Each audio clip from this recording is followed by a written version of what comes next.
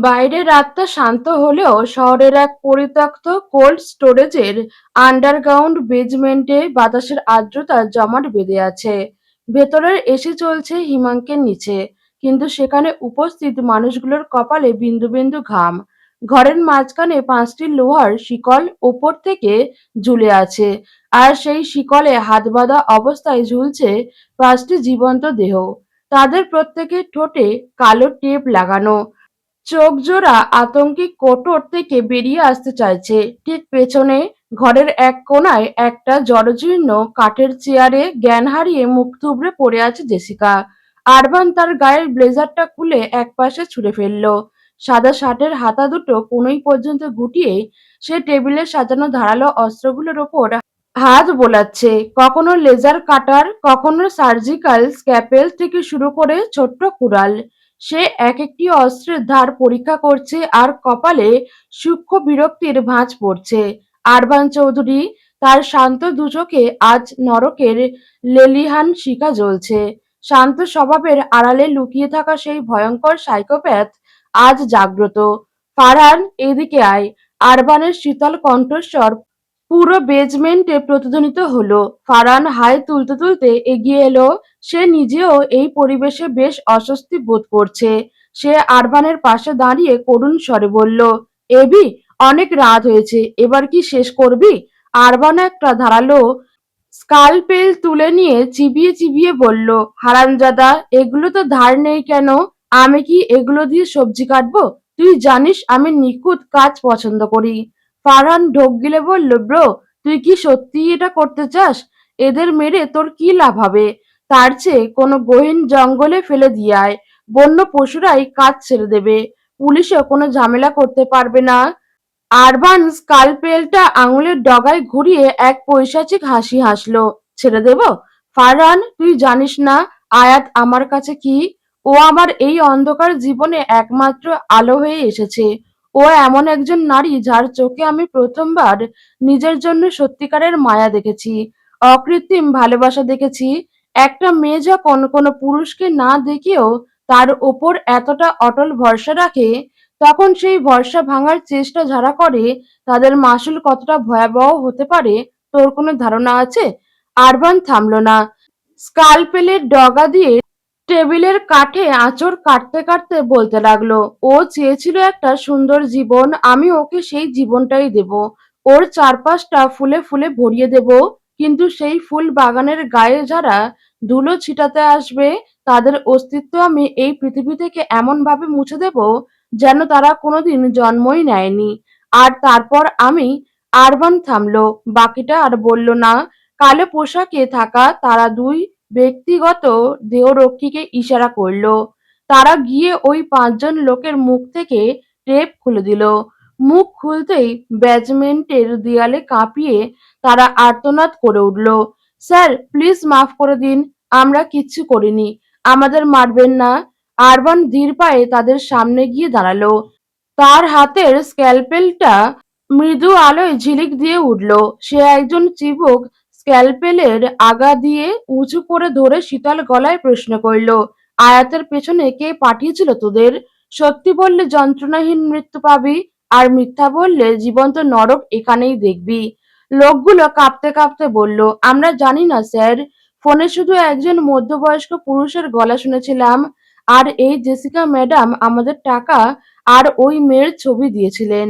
আমাদের বলা হয়েছিল মেয়েটাকে ভয় দেখিয়ে একটা নির্জন জায়গায় নিয়ে যেতে। সেখানে একজন পুরুষ থাকবে, আমাদের কাজ ছিল কেবল তাকে পৌঁছে দেওয়া। আরবান বাঁকা হাসলো। শাওরিয়ার? রিয়েলি? ফারহান শাওরিয়ার কোথায় এখন? ফারহান মোবাইল চেক করে বলল, তোর বাবার সিকিউরিটি জোনে গাপটি মেরে বসে আছে, ভয়ঙ্কর ভীতু শালায়, ওখান থেকে বেরি হচ্ছে না। আরভানের এক দেহরক্ষী পাশ থেকে বলে উঠল, স্যার, এদের কি করব? লোকগুলো আবারও ডুকরে কেঁদে উঠল, স্যার, আমাদের ছেড়ে দিন, আমাদের পরিবার আছে। আরভান ঠোঁটের কোণে নৃশংস হাসি নিয়ে লোকগুলোর দিকে তাকিয়ে বলল, লিসেন কেয়ারফুলি, আমি একটা মশাও নিজের হাতে মারি না, ওটা বড্ড সস্তা কাজ। But for her, I don't mind getting blood on my hands. She is not just my wife, she is my line. Cross it and pray that you die fast because I want so mercy. আরবানের এমন রুদ্ররূপ ফারহান পাথর হয়ে গেল। এই urban তার পরিচিত নয়। সে জানতো urban ধূর্ত ব্যবসায়ী। সে মানুষকে ম্যানিপুলেট করতে ওস্তাদ। কিন্তু নিজের হাতে অস্ত্র তুলে নিয়ে জল্লাদের মতো বিচার করবে তা ফারহানের কল্পনারও বাইরে ছিল। আরবানের পজিটিভনেস যে এত গভীর আর ভয়ঙ্কর হতে পারে তা আজ সে হাড়ে মাসু টের পাচ্ছে। আরবান এবার জেসিকার সামনে গিয়ে এক জগ হিমাঙ্ক শীতল পানি ওর মুখে সজোরে ছুঁড়ে মারল। জেসিকা আঁতকে উঠে চোখ মেলল। নিজের হাত পা বাঁধা অবস্থা আর চারপাশের বীভৎস রক্তারক্তি পরিবেশ দেখে তার কলিজা শুকিয়ে গেল। সে চিৎকার করতে চাইল, কিন্তু প্রচন্ড আতঙ্কে গলা দিয়ে কোনো শব্দ বের হলো না। কোনো মতে তোতলামি করে বলল, আমাকে এখানে কেন আনা হয়েছে? এভি, এসব কি? তুমি আমায় কেন বেঁধে রেখেছো? প্লিজ ছেড়ে দাও। আরবান জেসিকার চিবুকটা তার হাতের ধারালো স্ক্যালপেল দিয়ে আলতো করে স্পর্শ করলো। ওর চোখে এখন হন্তারকের শীতলতা। বলেছিলাম না বেবি, খুব শীঘ্রই তোমাকে অনেক ভালোবাসা দেব। আজ দেখবে আমার ভালোবাসা কত ভয়ঙ্কর আর কতটা সুন্দর।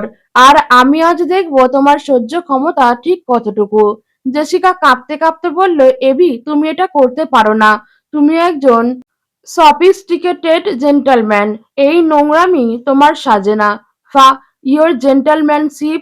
তোমরা সবাই আমাকে বড্ড ভদ্র ভেবেছ। এটাই তোমাদের জীবনের সবচেয়ে বড় ভুল। আমি শুধু শান্ত থাকি কারণ আমার হিংস্র হওয়ার প্রয়োজন পড়ে না। কিন্তু আমার স্ত্রীর গায়ে হাত, that's the only reason I'd personally show up. Baby, আমার বউয়ের চোখের এক ফোঁটা জলের দাম তোদের সবার রক্ত দিয়েও শোধ হবে না। শিকলে ঝুলতে থাকা লোকগুলো একজন ডুকরে কেঁদে উঠল। স্যার, ওই ম্যাডামকে শুধু ভয় দেখাতে বলা হয়েছিল আমাদের। আমরা তাকে আঘাত করতে চাইনি, আমরা তাকে আঘাত করতে চাইনি। আমরা অসহায় স্যার, পরিবারের জন্য টাকার লোভে এসব করছি। এবারের মতো মাফ করে দিন, আমরা এই অন্ধকার পথ ছেড়ে দেব। আরবান লোকটার সামনে গিয়ে দাঁড়ালো। তোমাদের ইনস্ট্রাকশন ছিল শুধু ভয় দেখানো। গুড। আমিও তোমাদের শুধু একটু ভয় দেখাবো আর সামান্য অক্ষম করে দেব, যাতে ভবিষ্যতে কোনো মেয়ের দিকে টাকার লালসায় তাকাতে না পারো। তোমাদের পরিবারের দায়িত্ব আমি নিলাম। তারা রাজার হালে থাকবে। শুধু তোমাদের এই সুন্দর পা দুটো আমার চাই, কারণ এই পা দিয়ে তোমরা আমার আয়াতের পেছনে ধাওয়া করেছিলে। ফারহান চোখ বড় বড় করে বলল, আরবান, এটা কি একটু বেশি হয়ে যাচ্ছে না? আরবান কোনো কথা বলল না। সে নিজের হাতে একটি ছোট্ট ধারালো কুড়াল তুলে নিল। বেজমেন্টের দেয়ালে বড় স্ক্রিনের সিসিটিভি ফুটেজটা আবার প্লে করলো। সেখানে দেখা যাচ্ছে আয়াত প্রাণ ভয়ে দৌড়াচ্ছে, আর এই লোকগুলো পৈশাচিক উল্লাসে তার পিছু নিচ্ছে। আরবানের রক্ত মাথায় চড়ে গেল।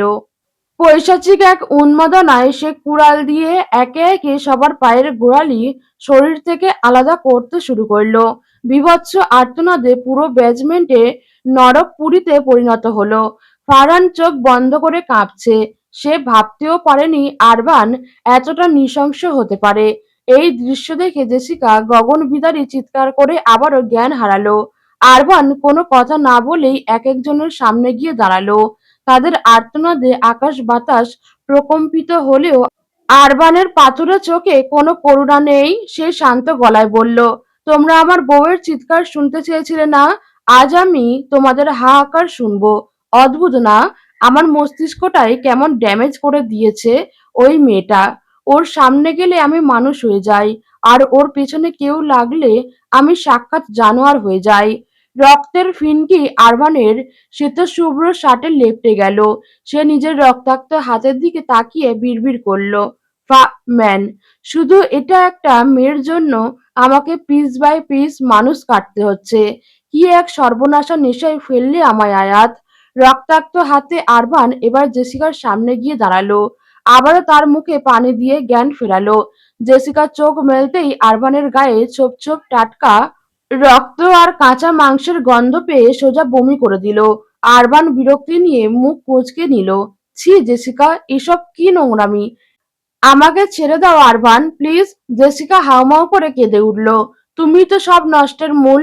বলো, আমার আরশাদ চৌধুরী কেন চাইছেন তোমাকে আমার বউ করতে? নাকি এর পেছনে অন্য কোনো চাল আছে? জেসিকা কাঁদতে কাঁদতে বলল, আমি জানি না আরবান, বিশ্বাস করো আমি জানি না। আমি আর কোনোদিন আয়াতের সামনে যাব না, তোমার ছায়াও মারাবো না। আমার বাঁধনটুকু খুলে দাও আরবান, বড্ড ব্যথা লাগছে। হুম, তোমার হাতের বাঁধন খুলতে গেলে তো আমাকে তোমাকে ছুতে হবে জেসিকা। আর আয়াত বলেছে আমি যদি তোমাকে স্পর্শ করি তবে ও আমার আঙুল কুচি কুচি করে কাটবে। আমি আমার বউয়ের কথা অমান্য করতে পারবো না। আরবানের কথা শুনে ফারহান আর জেসিকা দুজনেই হতবাক। এত বড় এক সাইকোপ্যাথ খুনি কিনা এখন বউয়ের কাল্পনিক ভয়ের দোহাই দিচ্ছে। ফারহান এগিয়ে এসে বলল, আরবান এবার শেষ করো, পুলিশ সিগন্যাল পেয়ে যেতে পারে। আরবান জেসিকার দিকে তাকিয়ে একটা মায়াবী কিন্তু খুনে হাসি দিল। বেবি জেসিকাকে একটা ছোট্ট গিফট না দিলেও তো আমায় ভুলে যাবে। আরবান টেবিল থেকে একটা লেজার কাটার মেশিন প্রচন্ড গরম করে নিয়ে এলো। জেসিকার চোখ আতঙ্কে কোটর থেকে বেরিয়ে আসতে চাইলো। আরবান, কি করতে চাইছো তুমি? আরবান কোনো জবাব দিল না। সে তপ্ত লেজার দিয়ে জেসিকার গালে আর কপালে নিখুঁতভাবে এ অক্ষরটি খোদাই করে দিল, যেটা আয়াতের নামের আদ্যক্ষর। এক গগনবিদারী চিৎকারে পুরো কোল্ড স্টোরেজ কেঁপে উঠল। জেসিকার সুন্দর মুখে আরবানের দেওয়া স্থায়ী কলঙ্কের দাগ বসে গেল। এটা শুধু টিজার জেসিকা, এর পরেও যদি আমার সীমানা অতিক্রম করো তবে পুরো মুভি দেখতে পাবে। আই হোপ এর পর থেকে আর কখনো জানতে চাইবে না ওই মেয়ের মধ্যে এমন কি আছে। বীভৎস পোড়া গন্ধ আর কান ফাটানো চিৎকারে পুরো বেজমেন্ট যেন এক জীবন্ত নরকে পরিণত হলো। জেসিকা আবারও জ্ঞান হারালো, কিন্তু আরবানের চোখে কোনো অনুশোচনা নেই। সে একটা রুমাল দিয়ে নিজের মুখের রক্তের ছিটে পরিষ্কার করলো। ওর চোখে এখন এক পৈশাচিক তৃপ্তি। সে তার লোকেদের ডেকে বলল, এই লোকগুলোর একটাকেও মরতে দিবি না, ট্রিটমেন্টে পাঠা। কিন্তু এদের বিচ্ছিন্ন হাত আর পা গুলো একটা সুন্দর আকর্ষণীয় গিফট বক্সে প্যাকিং করো। পার্সেলের ওপর লিখে this, this is what happens when you touch my woman. আর হ্যাঁ, গিফট র্যাপটা যেন খুব লাক্সারিয়াস হয়। ফারহান অস্ফুট স্বরে জিজ্ঞেস করলো, এই পার্সেল কোথায় যাবে? আরবান তার দিকে তাকিয়ে একটা ভুবন ভোলানো হাসি দিল। উপহার পাঠাতে হবে ফারহান।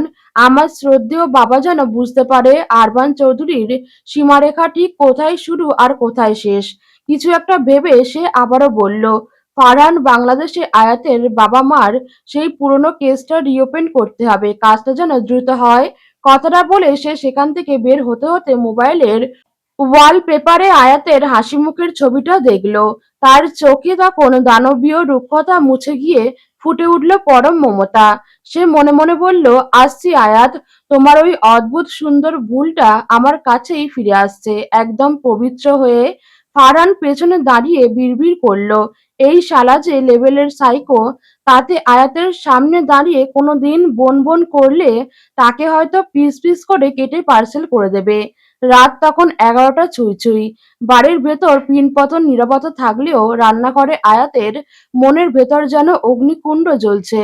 চুলার ওপর রাখা কড়াইয়ে খুন্তি নাড়ছে সে, আর রাগে ফেটে পড়ছে। মুখে অনবরত গালি ছুড়ে দিচ্ছে সেই নিষ্ঠুর লোকটার নামে। সেই যে সকালে বাড়ি এলো, তারপর নিজের রুমে ঢুকে ফ্রেশ হয়ে কোথায় যে উধাও হয়ে গেল, আর তার দেখা নেই। আয়াতের ভাবনার মাঝেই সদর দরজা খোলার শব্দ হলো। আরমান বাড়িতে ঢুকছে। শব্দ পেয়ে আয়াত কোমরে হাত দিয়ে ড্রয়িং রুমে এসে দাঁড়ালো। হাতে রান্নার চামচ, চোখে মুখে যেন আগুন ঝরছে। আরবানের হাতে একগুচ্ছ তাজা নীল অপরাজিতা। সে আয়াতকে দেখে একগাল হেসে নিজের ব্লেজারটা সোফায় ছুঁড়ে ফেলে এগিয়ে এলো। Beautiful flowers for my beautiful Mrs. কেমন আছেন প্রিয়তমা? আয়াত ঝামটা দিয়ে উঠল। কোথায় গিয়েছিলে? কেন, অফিসেই তো ছিলাম। আরবান খুব স্বাভাবিক গলায় মিথ্যাটা বলল। তাই? বাড়িতে পুলিশ আসলো, জেসিকার বাবা আপনার নামে অপবাদ দিয়ে গেল, পুরো বাড়ি নজরবন্দি, অথচ আপনি আপনার স্ত্রীকে একা ফেলে অফিসের বাহানায় বাইরে ঘুরে বেড়াচ্ছেন। বাহ, দারুণ দায়িত্ব আপনার। আরবান এবার আয়াতের একদম কাছে এগিয়ে এলো। নিচু হয়ে ওকে পাঁজা কোলা করে ধরতে চাইলো, কিন্তু আয়াত সরে যেতেই সে খুব নরম করে ওকে পেছন থেকে জড়িয়ে ধরলো। ওর চিবুকটা আয়াতের কাঁধে রেখে আদুরে গলায় বলল, আমার বাড়ির সিকিউরিটি অনেক স্ট্রং আয়াত। তোমাকে কেউ টাচ করার সাহস পাবে না। সারাদিন পর ফিরেছি, আমাকে একটু ভালোবাসো তো। বড্ড ক্লান্ত আমি। আরবানের আচমকা এমন কাতর অনুরোধে আয়াত জমে গেল। ওর হাত দুটো অজান্তেই আরবানের মাথায় আশ্রয় নিল। কিন্তু হাত রাখতেই সে চমকে উঠল। আরবানের চুলগুলো একদম ভেজা। অফিসে ছিলেন, তাহলে চুল ভেজা কেন? বৃষ্টি তো হয়নি। আরবান শব্দ করে হেসে আয়াতের গালে ঠোঁট ডুবিয়ে দিল। বড্ড নজর আপনার মিসেস। শাওয়ার নিয়েছিলাম অফিসের জিমেই। আপনাকে ছাড়া কোনো নারীকে আজ পর্যন্ত আরবান চৌধুরী স্পর্শ করেনি, করার রুচিও নেই। আয়াত আর কথা বাড়ালো না। সে আরবানকে ধাক্কা দিয়ে সরিয়ে দিয়ে রান্নাঘরের দিকে পা বাড়ালো। আরবানও লেজের মতো পেছনে পেছনে গেল। আয়াত থালা-বাসন ধোয়ার সিঙ্কের দিকে ইশারা করে বলল, বেশি ভালোবাসা দেখাতে হবে না। যান, গিয়ে থালা-বাসনগুলো ধুয়ে নিন। আরবান আকাশ থেকে পড়ল। আমি? আরবান চৌধুরী থালা-বাসন ধোবে? মেলবোর্নের বিজনেস টাইকুন এখন ভিম লিকুইডে হাত নেবে? আয়াত চোখ পাকিয়ে তাকাতেই আরবান দুই হাত তুলে আত্মসমর্পণ করল। ওকে ওকে, করছি। বউয়ের হুকুম বলে কথা। আয়াত রান্নায় মনোযোগ দিল, আর আরবান আয়াতের দিকে তাকিয়ে ঠোঁট কামড়ে হাসল। এই ছোট্ট ছোট্ট শাসন আমার মায়ার মধ্যে সে এক অদ্ভুত প্রশান্তি খুঁজে পায়। সে এখন নিশ্চিত শাওরিয়ার কেন সামান্য এক মেয়ের জন্য দেশ ছেড়ে অস্ট্রেলিয়া পর্যন্ত ছুটে এসেছে। তার এই বউটা সত্যিই বড্ড স্পেশাল। থালা বাসন ধুতে গিয়ে হঠাৎ আরবানের মুখ দিয়ে একটা যন্ত্রণার শব্দ বেরোলো। আয়াত আঁতকে উঠে ওর হাত টেনে ধরল। কি হয়েছে? দেখি আপনার হাত। দেখল আরবানের ডান হাতের পাতায় লালচে ছোপ। সেই নৃশংস অভিযানের সময় ওর হাতে ছোট্ট একটা চোট লেগেছিল। আরবান মিথ্যা হাসলো। কিচ্ছু হয়নি আয়াত, সামান্য ছ্যাঁকা লেগেছে বোধহয়। আপনি সবসময় কেন এমন করেন? নিজের শরীরের যত্ন কেন নিতে পারেন না? একদম নিয়ম মানেন না। আয়াত চোখে জল টলমল করছে। আপাতত তো তুমি আছো, তুমিই দেখে নাও না। আরবান মুচকি হাসলো। আয়াত তড়িঘড়ি করে মলম এনে আরবানের হাতে লাগিয়ে দিল। আপনার আর কিছু করতে হবে না, আমি করে নিচ্ছি। আপনি গিয়ে বিশ্রাম নিন। আয়াত আবারও রান্নায় ব্যস্ত হয়ে পড়ল। আরবান রান্নাঘরের দেয়াল ঘেঁষে দাঁড়িয়ে অপলক তাকিয়ে রইল আয়াতের দিকে। আয়াতের পিঠের ওপর ছড়িয়ে থাকা রেশমি চুলগুলো হাত দিয়ে ছুঁয়ে বলল, এত লম্বা চুল আপনার বিরক্ত লাগে না? লাগে। তাহলে কেন রেখেছেন? আপনার জন্য। আরবান এবার অবাক হলো। আমার জন্য মানে? ছোট মা বলেছিল আপনি যখন বাংলাদেশে গিয়েছিলেন তখন উনার লম্বা চুলের প্রশংসা করেছিলেন। সেটা শুনেই আমি চুল কাটা বন্ধ করে দিয়েছিলাম। ভেবেছিলাম আপনি যখন আসবেন আপনি আমার চুলের প্রশংসা করবেন, আমার পিছু পিছু ঘুরবেন। কিন্তু আপনি তো। আয়াতের কথা অসমাপ্ত রয়ে গেল। আয়াতের কথা শেষ হওয়ার আগেই আরবান পেছন থেকে ওকে নিবিড়ভাবে জড়িয়ে ধরল। কানের কাছে মুখ নিয়ে ফিসফিস করে বলল, না দেখে না চিনেও একটা মানুষের জন্য এতটা আবেগ জমা রাখা যায় আয়াত? সরি সবকিছুর জন্য। খুব দেরি করে ফেলেছি তোমাকে চিনতে। এখন তোমার সাথে এই ক্ষুদ্র জীবনটা কাটানোর লোভ হচ্ছে ভীষণ। আয়াত একটু গলে গিয়ে বলল, হঠাৎ এমন করছেন কেন? আপনি কি আমায় ছেড়ে কোথাও চলে যেতে চাইছেন? উম সারা জীবন তোমার সাথে থাকতে চাইছি। তোমার সাথে বৃদ্ধ হতে চাইছি। আমাদের একটা ছোট্ট সুন্দর সংসার হবে। দিবে না আমাকে একটা সুন্দর পরিবার? আরবানের এমন আবেগপ্রবণ কথায় আয়াতের বুকটা কেঁপে উঠল। এই লোকটা মাঝে মাঝে এমনভাবে অধিকার দাবি করে যে আয়াত নিজেই হারিয়ে ফেলে। আরবান আয়াতের কানের লতিতে ওষ্ঠ ছুঁয়ে দিল। আপনাকে সারাদিন অনেক মিস করেছি মিসেস। আপনার ভেতরের রাগটা এবার ঝেড়ে ফেলুন না। আয়াত অভিমানী সুরে বলল, আপনি বড্ড নষ্ট মানুষ আরবান। মায়ার জালে ফাঁসাতে ওস্তাদ। কথাটা শেষ হওয়ার আগেই আরবান আয়াতকে এক ঝটকায় কিচেন স্ল্যাবের ওপর বসিয়ে দিল। আয়াত হকচকিয়ে গিয়ে আরবানের শার্টের কলার খামচে ধরল। আরবান ওর দুপাশে হাত দিয়ে দাঁড়িয়ে গভীর নেশালো চোখে তাকালো। যেমনই হই, পুরোটাই তো তোমার। আয়াত ধরা গলায় বলল, আবারও বলছি, ভুল জেনেই বলছি, ভালোবাসি আরবান। আরবানের চোখে তখন কামনার চেয়েও বেশি তৃপ্তি। আয়াত তোমার ঠোঁটের নিচের এই ছোট্ট তিলটা আমাকে চুম্বকের মতো টানছে। যদি আজ এটা ছুঁয়ে দিই তবে কি খুব বড় অপরাধী হয়ে যাব? ক্যান আই কিস ইউ আয়াত? আয়াতের দম বন্ধ হয়ে আসছে। সে শুধু আরবানের শার্টের কলারটা আরো শক্ত করে আঁকড়ে ধরল। আরবান তখন আয়াতের ওষ্ঠে নিজের ঠোঁট ডুবিয়ে দিতে উদ্যত। ঠিক তখনই আয়াত মুচকি হেসে বলে উঠল, বাসর তো হয়েই গেছে, বন্ধুর সামনে দাবি করেন, তবে এখন আবার নতুন করে কিসের চেষ্টা করছেন মিস্টার আরভান? আরবান থমকে গেল, তারপর শব্দ করে হেসে উঠল। বাহানা বাদ দিন মিসেস। আরবান আয়াতের হাত দুটো পেছনে নিয়ে চেপে ধরল, ওর অদরে নিজের অদর ডুবিয়ে দিল। জীবনের প্রথম কোনো পুরুষের এমন তৃষ্ণার্ত আক্রমণ আয়াত সহ্য করতে পারল না। আরবানের দাঁতের কামড়ে ঠোঁট কেটে যাওয়ার উপক্রম হলো। আয়াত যন্ত্রণায় আর আদরে কুঁকড়ে গিয়ে আরবানকে সরিয়ে দিতে চাইল, কিন্তু আরবান সরল না। আয়াতের নিঃশ্বাস বন্ধ হয়ে আসছিল, সে ছটফট করছিল। এক পর্যায়ে আরবান যখন ঠোঁট ছেড়ে আয়াতের গলার ভাঁজে মুখ রাখলো, আদরে ভরিয়ে দিল, আয়াত হাঁপাতে হাঁপাতে বলল, আরবান, আমার শ্বাস বন্ধ হয়ে আসছে, আপনার এই বন্যতা সহ্য করা যাচ্ছে না। আরবান মুখ তুলে আয়াতের কপালে কপাল ঠেকালো, গাঢ়ে স্বরে বলল, অভ্যেস করে নিন মিসেস, এরপর থেকে আমার ছোঁয়া আরো গভীর হবে। Can I touch your whole body Mrs Urban? Ayat চমকে উঠল, একটা চুম্বন যদি এতটা দাহ্য হয়, তবে পুরো শরীরের দখল সে কিভাবে সইবে? আয়াত আঁতকে উঠে বলল, না।